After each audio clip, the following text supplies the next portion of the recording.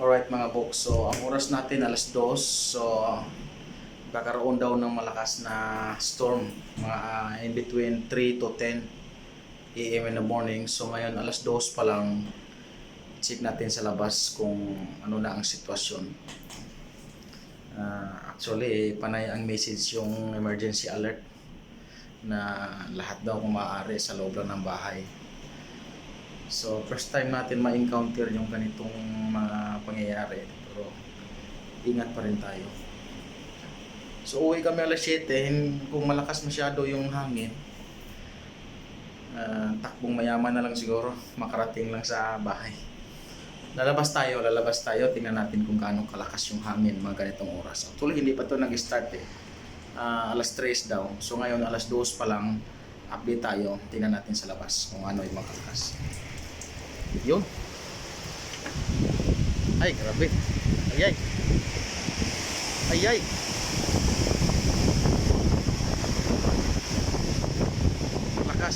Malakas nga. Actually, hindi pa ito nag-start. Sakit sa tenga. Hindi natin makikita yung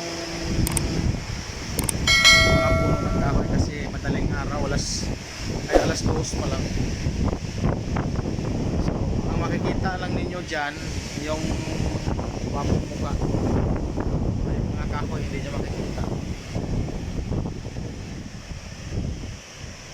So mamaya lalabas tayo ulit mga siguro 3:30. Actually madilim pa yan mga ganong oras mga alas 7 madilim pa yan doon na siya sa mga alas 8, alas 9 ang maliwanag na. So ngayon alas 2 pa lang. Grabe, malakas yung hangin, sakit sa tenga, hindi kaya, parang diba? Rinig din naman siguro ang lakas ng hangin, no?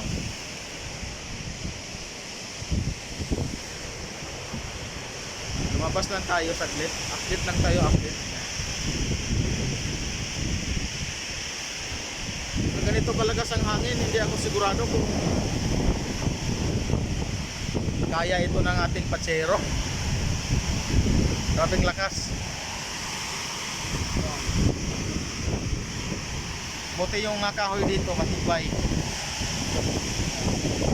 Grabe, malakas kasi sinamahan pa niya ng lamig, kaya talagang manginginig ka sa sobrang lamig. Di ba? So anyway, mamaya lalabas ako ulit mga 3:30 siguro. So update lang tayo. So anyway, ingat. So ganitong oras naman alas 2. So siguro lahat ng mga tao nasa loob ng bahay tulog. Siguro ang isip nito kasi naka-duty tayo hanggang alas 7 ng umaga. So lumabas lang tayo para maki-update kung ano yung sitwasyon. So ito nga, malakas yung hangin. Yay, lamig. Pasok na tayo sa loob. Yay, grabe, sakit sa tenga. Hindi nyo nakikita yung labas, nakikita nyo lang yung magandang gupit, di ba? Lalabas tayo ulit mamaya. Anyway, safe. Sa mga nagta-travel, safe travel, okay? Kasi may magta-travel mamaya.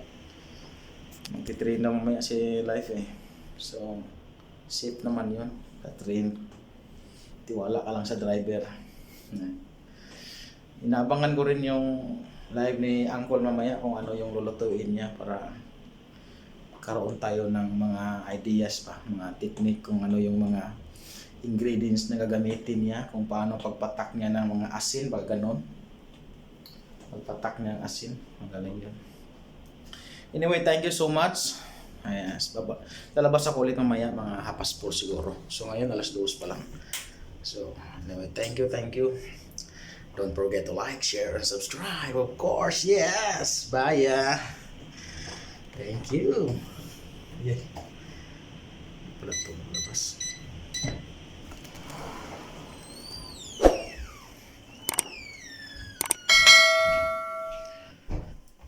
Merry Christmas na lang sa mga Bombay na tigpa-utang.